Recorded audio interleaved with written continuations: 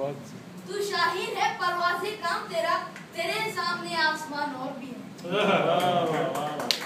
मुहतरम सामीन आदाब, मैं आज अपने आप को बहुत खुशकिस्मत और एहसान मानने वाला समझ रहा हूँ, क्योंकि मुझे उर्दू एकेडमी और टोस्ट मास्टर ने मौका दिया है कि मैं मौलाना अबुल कलाम आजाद का रोल बहसीत वज़ीर तालीम में क्या था, इसको चंद मिनटों की तकरीर में बयान करूँ, जो इस तरह है जैसे कूजे में समंदर को बंद करना। आजादी के बाद जवाहरलाल नेहरू ने हिंदुस्तान में तालीम की जड़ों को मजबूत करने का एक अहम काम मौलाना के हिस्से में दे दिया। वो एक ऐसा फैसला था जो आगे चलकर मील का पत्थर साबित हुआ, क्योंकि जौहर एक अच्छी तरह जानता है कि कौन सा हीरा किस तरफ जलने के बाद ज्यादा रोशनी देगा। सामीन करीम, मौलाना अबुल कलाम आजाद ने अपनी जिंदगी के 11 बरस वज़ारत तालीम को अदा कर दिए, जो बेहद कीमती और नायाब थी। हिंदुस्तान में तालीम को जो फरोग हासिल हुआ है, इसकी बुनियाद मौलाना ही ने रखी थी। हम सब जानते हैं कि हिंदुस्तानी तुलबा को बैरूनी मुल्कों में अच्छी तालीम आगा हो रही है। ये किसकी देन है? मैं पूछता हूँ, ये किसकी देन है? ये मौलाना ही की देन है। हम सब जानते हैं कि मौलाना हर एक लिहाज से एक मुअल्लिम थे।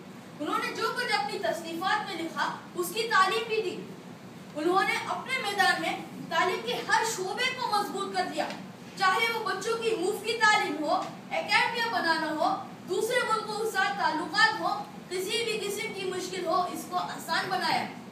उन्होंने 3 एकेडमियां कायम की, संगीत कला एकेडमी, साहित्य एकेडमी, ललित कला एकेडमी, और वो अपने फराइज अंजाम दे रही हैं।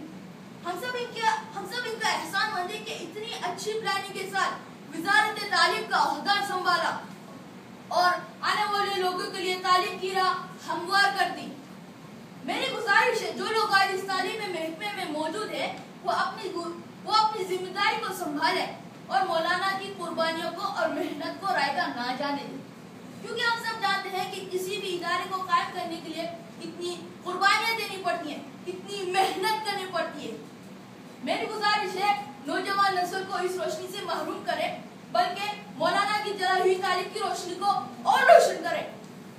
मेरी गुजारिश है तालीम के इदारों से ताल्लुक रखने वालों से कि वो अपनी जिम्मेदारी को संभाले और मौलाना के लगाए हुए पौधे को और हरा भरा करें। आखिर में मैं अपनी तकरीर मौलाना के अल्फाजों से खत्म करना चाहूंगा कि हमारे लिए हर हाल में मुकद्दम काम अवाम की तालीम है। यही काम सबसे जरूरी है और इसी पर हमेशा से आगाज किया गया है। जाने से पहले एक शेर अदा किया है, गौर फरमाइएगा। ना समझोगे